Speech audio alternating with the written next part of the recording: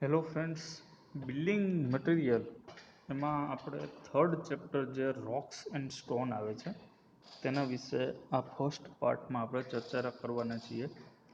First of all આપણે rock and stone વિશે થોડું ઘણું આપણે જાણતા હોવું જોઈએ. જેમ કે આવી બધી જે મટીરિયલ છે એ બધા બાંધકામની અંદર ઉપયોગમાં આવતા હોય છે. તો ફર્સ્ટ ઓફ ઓલ ઇન્ટ્રોડક્શનમાં આપણે જોઈએ, it is also difficult to imagine construction without stone. હવે કોઈ પણ જગ્યાએ સ્ટોન સિવાય આપણે બાંધકામનું જે અનુમાન લગાવીએ છીએ એ પથ્થર વગર શક્ય નથી અથવા તો મુશ્કેલ પડે છે. તો બાંધકામની કોઈ પણ આઈટમ હોય એમાં પથ્થરનો ઉપયોગ થાય ને થાય જ છે. પણ બાંધકામની દ્રષ્ટિએ જોઈએ તો આપણે ચૂનો છે, રેતી છે, સિમેન્ટ છે, કપચી છે, આવા વગેરે બધાય પણ પથ્થરમાંથી જ મળી આવે છે. તો આ રીતે ઇન્ટ્રોડક્શન એની એવી છે. પછી સેકન્ડ જોઈએ તો ક્લાસિફિકેશન ઓફ સ્ટોન. તો ક્લાસિફિકેશનમાં મેઇનલી જોઈએ તો આપણે 3 આવે છે: જીઓલોજીકલ ક્લાસિફિકેશન, કેમિકલ ક્લાસિફિકેશન અને ફિઝિકલ ક્લાસિફિકેશન. ત્રણની અંદર અલગ અલગ પેટા વિભાગની અંદર રોકના ટાઈપ્સ છે જોવા મળે છે. એમાં ફર્સ્ટ ઓફ ઓલ આપણે જોઈએ તો જીઓલોજીકલ ક્લાસિફિકેશન છે. એની અંદર જોઈએ ઇગ્નિયસ રોક, જેને આપણે અગ્નિકૃત ખડક કહીએ છીએ. હવે ભૂસ્તર શાસ્ત્ર છે એની અંદર પૃથ્વીનો જે લાવારસ છે એની અંદર એવું કહેવામાં આવ્યું છે કે પૃથ્વીનો લાવારસ જેમ જેમ ઠંડો પડતો ગયો એમ એમાંથી પથ્થરનું નિર્માણ થતું ગયું. હવે આવા લાવારસમાંથી જે બનતા ખડકો છે અથવા તો પથ્થરો છે એને શું આપણે કહીશું? ઇગ્નિયસ રોક્સ કહેવાય છે, જેને અગ્નિકૃત ખડકો કહેવામાં આવે છે. હવે અગ્નિકૃત ખડકોમાં પણ 3 પ્રકારના ભાગ પડે છે કે જેની અંદર અગ્નિકૃત ખડકોમાં જે સ્તર જોવા મળે છે, જમીનની ઉપર, જમીનથી નીચે અને જમીનની વચ્ચે, તો એના ઉપરથી પણ આ 3 પ્રકાર ઇગ્નિયસ રોકના પડવામાં આવેલા છે. હવે એમાં જોઈએ તો આપણે જે લાવારસ છે, જે મેગ્મા છે, એને જે ઠંડા પડવાની પ્રોસેસ છે એના ઉપરથી અને એના સ્થાન ઉપરથી આપણે શું કહેવાય છે એ રોકના પ્રકાર પાડવામાં આવ્યા છે. તો ઘણી ઊંડાઈએ હોય જમીનમાં અને ઠંડા પડવાની પ્રક્રિયા બહુ ધીમી હોય અને બહુ જ ધીમી ગતિએ થતી હોય અને આના લીધે પરિણામે દાણાદાર એવા પથ્થર છે એ જોવા મળે અથવા તો સ્ફટિકમય પદાર્થ છે એ જોવા મળે. તો આવા પ્રકારના જે ખડકો છે, જે રોક્સ છે, એને શું કહીશું આપણે? પ્લુટોનિક ખડકો કહેવામાં આવે છે. એમાં જોઈએ તો એના ઉદાહરણ છે ગ્રેનાઇટ છે, સાયનાઇટ છે અને ગેબ્રો છે. હવે સેકન્ડ ટાઈપ છે જે જમીનથી ઓછી ઊંડાઈએ જોવા મળે છે, જમીનની અંદર પણ ઓછી ઊંડાઈએ જોવા મળે છે, જેની ઠંડા પડવાની પ્રક્રિયા થોડીક ઝડપી હોય છે. પેલું હતું એ ઘણી વધારે ઊંડાઈએ અને આનાથી ઓછી ઊંડાઈએ જોવા મળે છે. તો આના લીધે જે ઝીણા અને દાણાદાર અને અસ્ફટિકમય પદાર્થ છે એનું નિર્માણ થાય છે. તો આવા ખડકોને આપણે કહીશું હિપ્સેબલ ખડકો. જેની અંદર ઉદાહરણ જોઈએ તો ડોલેરાઇટ છે અને પોર્ફિરાઇટ છે. પછી થર્ડ વન છે જે છે વોલ્કેનિક. હવે એ પૃથ્વીની સપાટી ઉપર જોવા મળે છે અને એના ઠંડા પડવાની પ્રક્રિયા ખૂબ જ ઝડપી હોય છે, કારણ કે વાતાવરણના સીધા સંપર્કમાં હોય છે એટલા માટે. પરિણામ શું આવે છે તો કે આ ઝડપથી ઠંડા પડે તો એની અંદર સૂકા અને સૂક્ષ્મ દાણાદાર એવા પદાર્થ છે એની કણ રચના છે એ જોવા મળે છે. તો આના લીધે આને કહીશું આપણે બહિર્વૃત ખડકો અથવા તો વોલ્કેનિક રોક, જેના ઉદાહરણ તરીકે આપણે લઈ શકીએ ટ્રેપ અને બેસાલ્ટ. તો આ રીતે વાત થઈ ગઈ ઇગ્નિયસ રોક, જેને કહેવાય છે અગ્નિકૃત ખડકો. હવે સેકન્ડ ટાઈપ આવે છે સેડિમેન્ટરી રોક, જેને કહીશું આપણે જળકૃત ખડકો.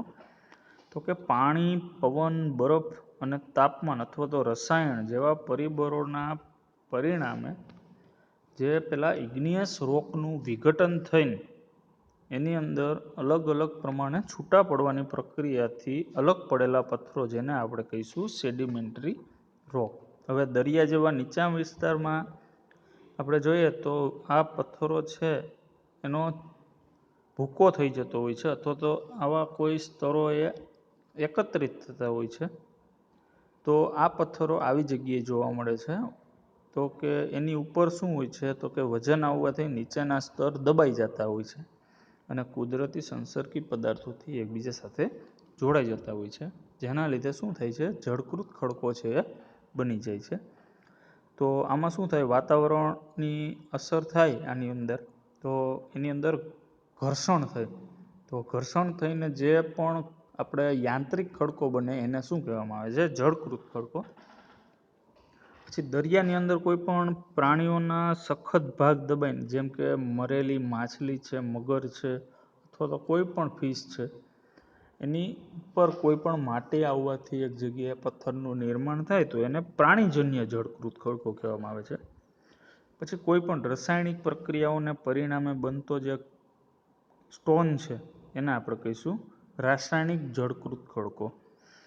તો આ રીતે સેડિમેન્ટરી રોક છે એનું નિર્માણ છે આ રીતે થાય છે. એમાં ઉદાહરણ તરીકે જોઈએ તો ક્વાર્ટ્ઝ છે, પછી લિગ્નાઇટ છે, સેલ છે, ડોલોમાઇટ છે અને સેન્ડસ્ટોન છે, અથવા તો એને કહી શકીએ રેતીયો ખડક પણ આપણે કહી શકીએ. પછી થર્ડ વન છે મેટામોર્ફિક રોક.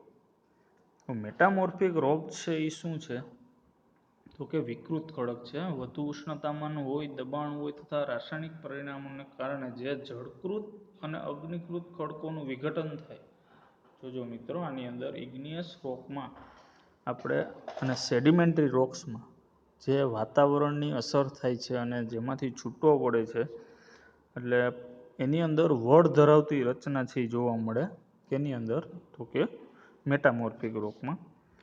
એના ઉદાહરણ તરીકે જોઈએ તો નાઇસ છે, સ્લેટ છે, પછી માર્બલ એટલે કે આરસપાણ છે અને ક્વાર્ટ્ઝ છે. તો આ પ્રકારે આપણે જીઓલોજિકલ ક્લાસિફિકેશન એની જોઈ શકીએ. પછી સેકન્ડ ટાઈપ આવે છે એની કેમિકલ ક્લાસિફિકેશન. તો કેમિકલ ક્લાસિફિકેશનમાં મૂળ તો જે રાસાયણિક બંધારણો છે, જે આપણે સ્ટોન છે એનું રાસાયણિક બંધારણ છે, એના ઉપરથી મુખ્યત્વે એની અંદર કયો ઘટક જોવા મળે છે એના આધારે એના ટાઈપ્સ જોવા મળે છે.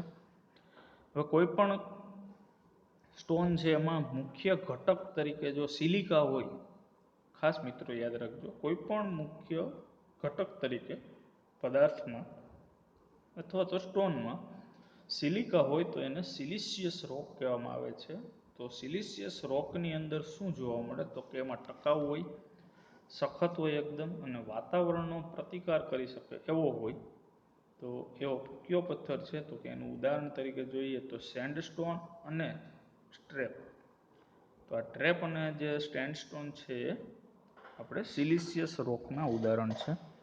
પછી જોઈએ તો મુખ્ય ઘટક તરીકે પથ્થરમાં માટી હોય, ક્લે હોય, તો એને આપણે એગ્રેલિશિયસ રોક તરીકે પણ ઓળખીએ છીએ.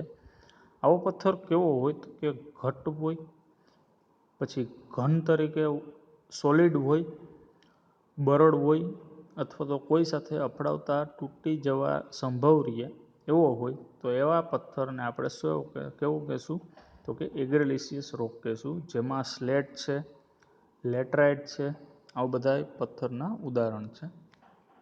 પછી મુખ્ય ઘટક તરીકે પથ્થરમાં કેલ્શિયમ કાર્બોનેટ હોય, CaCl3 કેલ્શિયમ કાર્બોનેટ હોય, તો એની અંદર પથ્થરને આપણે કેલ્કેરિયસ રોક તરીકે ઓળખીશું. આવો પથ્થર છે એ હાઇડ્રોક્લોરિક એસિડ છે HCl એની અસર છે એ થાય છે અને એની અંદર ટકાઉપણું વાતાવરણની પરિસ્થિતિને આધારિત હોય. આવો પથ્થર જે વાતાવરણની અંદર ઉત્પન્ન થયો હોય એ વાતાવરણનો પ્રતિકાર કરી શકે, પણ બીજું કોઈ વાતાવરણ એની સામે અસર થાય તો એની અંદર પથ્થર તૂટવાની સંભાવના રહે.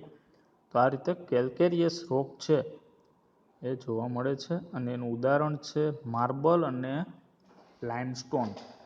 લાઇમસ્ટોન એટલે ચૂનાનો પથ્થર અને માર્બલ એટલે આરસપાણ. તો આ રીતે એની કેમિકલ ક્લાસિફિકેશન છે કે જેની અંદર ઘટકોમાં મેઇન ઘટક તરીકે કોઈ પણ કેમિકલ અથવા તો કોઈ પણ પ્રોડક્ટ હોય તો એના આધારે આપણે એને વર્ગીકૃત કરી શકીએ, ક્લાસિફાઈડ કરી શકીએ. થર્ડ ક્લાસિફિકેશન છે એની ફિઝિકલ ક્લાસિફિકેશન, ભૌતિક વર્ગીકરણ છે એનું.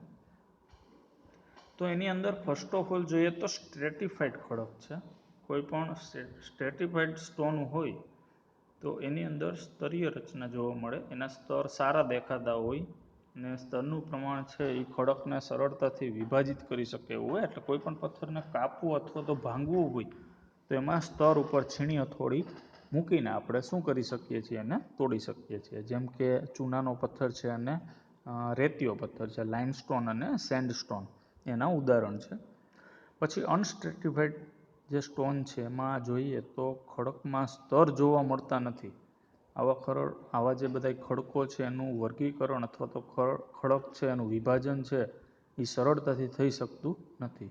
તો આવા ખડકો અસ્ફટિકમય હોય, ઘટ્ટ હોય, દાણાદાર કણ રચના ધરાવતા હોય. દાખલા તરીકે જોઈએ તો આપણે ગ્રેનાઇટ છે અને બેસાલ્ટ છે અને ટ્રેપ છે, આ એના ઉદાહરણ છે. થર્ડ વન છે ફિઝિકલ પ્રોપર્ટીમાં મેઇન ફોલિએટેડ જે ખડકો છે એ.